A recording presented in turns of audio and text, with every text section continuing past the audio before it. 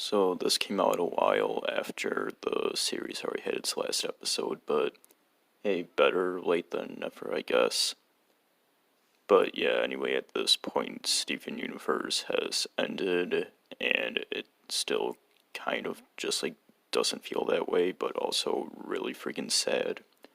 Possibly even more sad than when Adventure Time ended to me, just because this has more personal notes, which is what I'll be going over in this video, even more so than the Adventure Time video that I did for when that ended.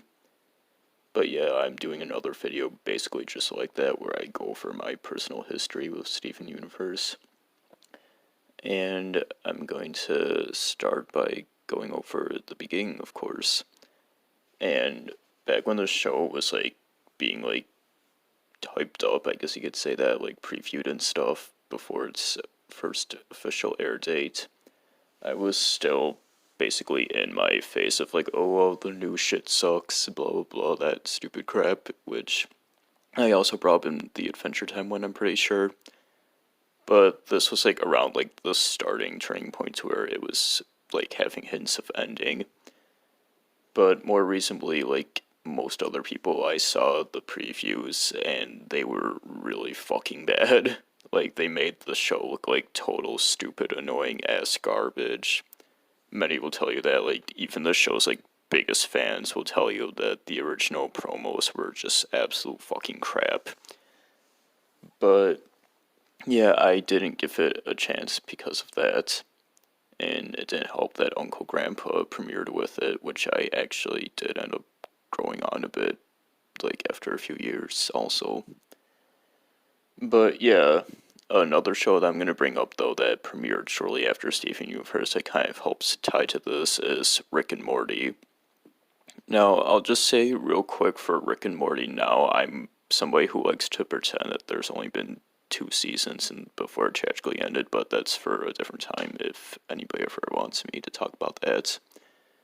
But anywho, I remember Rick and Morty premiered a little bit later, and that was a big talk for the town. I heard some good stuff about Steven Universe, but only one thing. But yeah, Rick and Morty I was hearing more and more of, and I was hearing how people were all surprised by that and how quality it was, especially for Adult Swim at the time. And I heard it being compared to Steven Universe, people were praising those two new shows at the same time, and comparing it to whatever else was on the air and actually kind of crap. But yeah, I remember hearing that being brought up and discussed, and I'm pretty sure it was mentioned on Rebel Taxi's channel no less too when he first talked about Rick and Morty. In the comments section, people were talking about how much they liked and were surprised by both that and Steven Universe. And that generally kind of sparked something hey, maybe these new modern shows, maybe they're not so bad. It took me a while, though. I couldn't really find them just to lack of opportunity. I didn't actually see any episodes of Steven Universe till months later. I think the first one I actually saw was part of the Onion Trade episode, and basically just the end. But yeah, anyway, I remember back in April, Rick and Morty's season 1 finale premiered, and that was the first episode of it that I caught, and I ended up really liking it. It was maybe the first modern cartoon that I really gave a full chance to and absolutely liked. And this is what kicked off me wanting to give everything else a chance. And by summer 2014, I was watching Gumball and Adventure Time and regular show and stuff. And I wanted to see Steven Universe, but it just wasn't coming on. Go figure. That was a problem with its whole entire freaking run.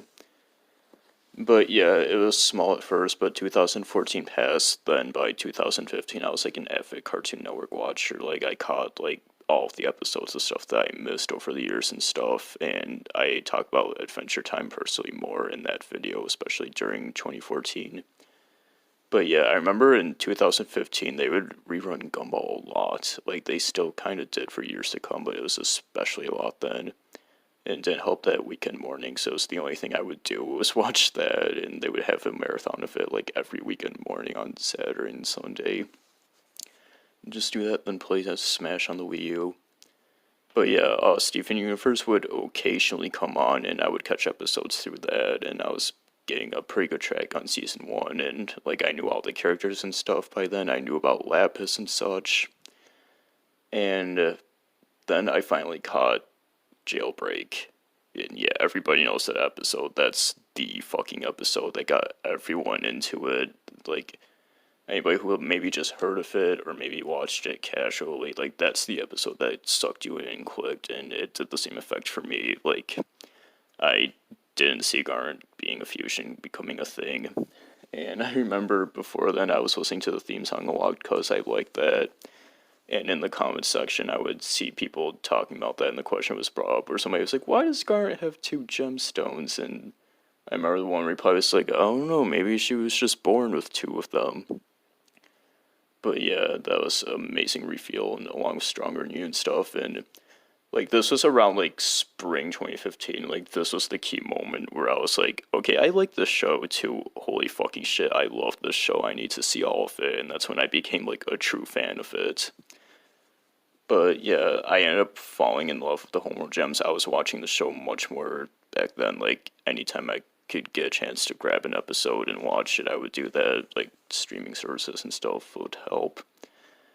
But yeah, I basically saw practically every episode by like early summer of 2015, and I was a big fan of it. I especially loved the Homeworld Gems, like Lapis, Peridot, and Jasper. And by the way, it's really interesting and fun to look back now to see like when those are the only Homeworld Gems you knew, and like those 3 were put into a trio, aside from like Yellow Diamond being this like my friends in Soyberg situation where we just knew of her from being mentioned by name once or twice. And sometimes Centipede will fill in the 4th row, like if they want like a Homeworld Gem and Crystal Gem swap. But yeah, I still have a t-shirt to this day of those 3 on it. Like, those 3 specifically will always be special to me, especially Lapis and Peridot being my favorite character in general. I always wanted her to be redeemed, and which did happen, but that's a little bit later. But yeah, the start of Season 2, the first time I was, like, catching new episodes as they premiered and following the show, like, currently and modernly. And I have just, like, these really good memories of, like, early summer of 2015. I was, like, off from school. And there was actually this one specific week in the beginning where I had no exams, and then I took 1 exam after that. I was totally done. But yeah, that was, like, around the same time where I watched, like, DBC Abridged and, like, got into that. Like, I knew of it, but I never watched it until then. And I also got a copy of freaking Star Fox Adventures of all games, but to get to the point, I just have these, like, really, like, cherished memories, like, something about that 1 week span that was, like, really fun to me, where, like, I would just, like, wake up in the morning, have breakfast, and, like, go outside for a while, and then, like, I would watch some DVC Abridged or something, and, like, then I would just end up going home and playing that game, or catching Steven Universe or something. And usually by that night, the new episode would premiere, and, like, that following morning, like, I would go online and, like, have people talking about it and stuff, or, like, re-listening to a song if that came on. I especially really love Do It For Him or Her, like, especially Rebecca's cover or demo version of it. That's, like, a really special song that hits back to those memories. It was just, like, around the segment where I was probably, like, the happiest around the time of life, but yeah. Anyway, I was a hugely into it, and, like, I just have, like, other memories of catching in the afternoon, just, like, real casually, and specifically watching, like, Lion's debut episode while, like, making bread dip. But, yeah, I loved my Homeworld Gems. I loved the character design, loved the music, loved everything about it, basically. Like, I feel like Season 1B to 2 is my absolute favorite time. Like, that's... like, that personal reason is a huge reason why also. But, like, I also feel like the quality of the episodes are just really great done. Like, especially Season 1B. It's, like, super underrated, and I feel like people look past it just because it's, like, quote-unquote not until stuff started happening yet, or quote-unquote towny episodes, but they're just so fucking well done and well-written and funny and lovable and great, and there's stuff happens, like, there's character development. And, like, the biggest, like, example that first comes to my mind for, like, what I'm talking about is the Future Vision episode, and I'm sure those of you who have seen this have seen that episode and probably remember it for the most part. But yeah, that has, like, a super special place in me, and, like, I absolutely just adore that era. Like, it's probably going to remain my favorite forever. And so I know I also added the Homeworld Gems to Tomodachi Life, like both the Homeworld and the Crystal Gems, aside from like Steven and Rose, if you want counter art, in my Tomodachi Life file, but those three came up first. Wilfred, I put myself in as like Wilfred the Pig, like it's Wilfred, but like with my voice and personality, it's like a fusion almost, you can say. But he ended up marrying Lapis, and they're still happily together forever, and I love it. And Jasper just like instantly fell in love with Shulk and threw him onto that bed and had children with him. And Peridot unfortunately got on and off of divorces. Like, I think she was with a T-Rex at first, then married Edgar Allan Poe, and I actually think the last time I played that game, like a month ago, they got divorced, which is a shame, but whatever. At least Pearl's with Mr. Nosy Bunk as Mrs. Nosy Bunk. It's the perfect pairing. But yeah, that's like my biggest like fan period of the Showtime, where I was like in the most hype and like looking at the most theories and stuff. And that was also like a really good time where like a lot of fan theories are popping up and then like also being confirmed shortly after, like Pearls being like servants or slaves and Peridot having limb enhancers and stuff. There's another thing I want to get to now is like by the fall, Peridot's redemption arc started, and I of course always wanted that to happen. And I was just like beyond happy that it happened as soon as it did. I mean, I'm thinking of Peridot in the Rain right now and just how gorgeous that music was and like how touching it was to see it set forth. And that she was also a little adorable piece of pie. Personally, I like her design of the limb enhancers more. It's a shame they never came back, but whatever. But yeah, by 2016, Season 2 ended, it wrapped up, it would, like, you know, with seeing Ruby and Sapphire meeting each other on Steven's birthday and such. And then months later, Season 3 started, and we got Malachite back, and they separated Lapis and Jasper. And I'll admit that, like, I wasn't paying attention, like, as avidly then, like, I was still super into it and excited about Bismuth and stuff, but, like, I honestly don't remember too much from Season 3 off the top of my head. And I'll say that's when, like, the show just got, like, a little bit less exciting for me, probably because of, like, more personal reasons, but also just because, like, I wasn't as into it as what was happening, but, like, I still, of course, regularly caught everything that was happening and enjoyed it. Then by 2017, like, my life was, like, changing a lot more. I also probably went over this a bit in Adventure Time, take a drink whenever I say that. And, like, I was getting, like, more depressed and messed up and sad myself, but, like, you know, it was there and fun to see it when it happens, but Season 4, like, was also starting then, and I personally think Season 4 is probably the weakest season of the whole series. Like, a lot of people maybe say that. That was, like, where I heard the most complaints and shit. And, yeah, I don't really blame it as much then, while maybe not as bad as some people, like, exaggerate it, or be like, I'm so smart because I like this thing that I'm so smart because I hate this thing everybody else likes. Sorry about that. But, yeah, anyway, it's probably definitely my lowest point for the series for me. And, like, I was just, like, I was still, like, a big fan, but just, like, kind of, like, not as much as enthusiasm as before. And seasons, like, ladder 3 to 5, like, I just casually watched in, but seeing, like, the end of 5 was cool and stuff with White Diamond, and the somewhat OG finale, like, Change Your Mind is a bit touching and some stuff. But yeah, like, again, like, I was just, like, really fucking depressed then, and I still kind of am, but that's soon to come. I had my big holidays.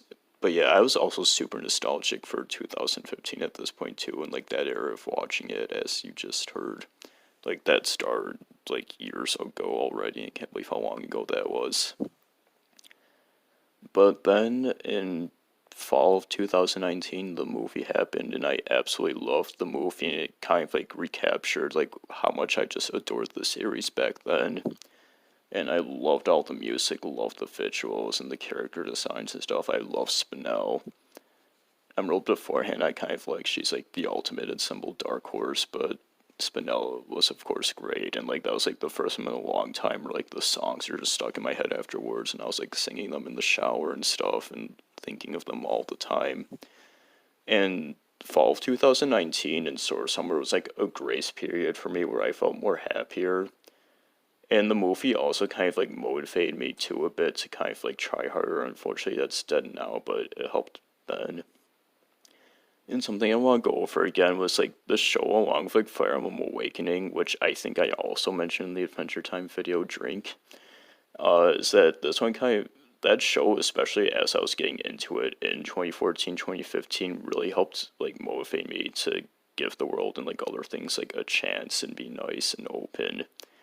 And like it honestly was like life changing like influence, like a lot of like writing and character design style that I still think of today. It's really personal and special. But yeah, I'm grateful for that. And then after the movie happened, getting back to more recently, Steven Universe Future began. And I really liked Steven Universe Future. It makes me sad, but for a special personal issues, not just Steven's. And like Steven Universe Future kind of like almost gave me an existential crisis, not just from like the contents in the show themselves, but also because it almost feels like the show is made specifically for me. Because I was talking about this on the subreddit a lot after every episode, but the show was just like way too like scarily accurate to how my life has been since graduating high school in 2016. And like everything Stephen was like going through and shit, and like everything he was saying just like relates so much to me. Like this has already been going on long enough. Like I'm not gonna like quote specific things or like talk about this big long story of everything that was happening, but those of you who've seen Future, like you can probably get an idea of where I'm going at. Just like feeling lost and stuck, and like people you knew and like thought that you liked and were your friends just like moving away, and like everything just like drifting away at some uncontrollable speed. Like the finale of OKKO like also touched on that. But yeah, that was kind of really like hard to watch in a way, but I'm kind of like glad that it did, and also gives me hope because if Stephen in that series was so much like me, then maybe I can have an ending similar to that where I can finally get away and start my real life. And thinking about being human right now, that's a great finale song with just really emotional and thoughtful. But yeah, that like very quickly summarizes my whole story with it. I don't know if I forgot much about it, but to say it, to put like bluntly, like I absolutely adored this in the mid 2000s. It's like probably the happiest point of my life. It was an absolute centerpiece during that, and it inspired a lot to me. It helped me out a lot. It brought me a lot of joy. It was a super fun ride, and this is like aside from Ed and Eddie, it's my favorite series on Cartoon Network. Maybe just like with TV shows in general. And it's always going to have like an important part of my life and something that I will continue to always reference and stuff. And then that ending just felt like it was made for me, and it gives me a lot of hope for the future. But yeah, even if the show ended, then it's never going to truly end inside for me. We're all going to help keep it alive. If I ever want to talk more about the show and go into further details or specific things, then I will, but otherwise, thank you for watching, and sorry if I was babbling a lot. There was absolutely no scripts or notes for this. I just kind of wanted to talk about it purely. But yeah, I'll see you all next time, and remember to believe in Stephen.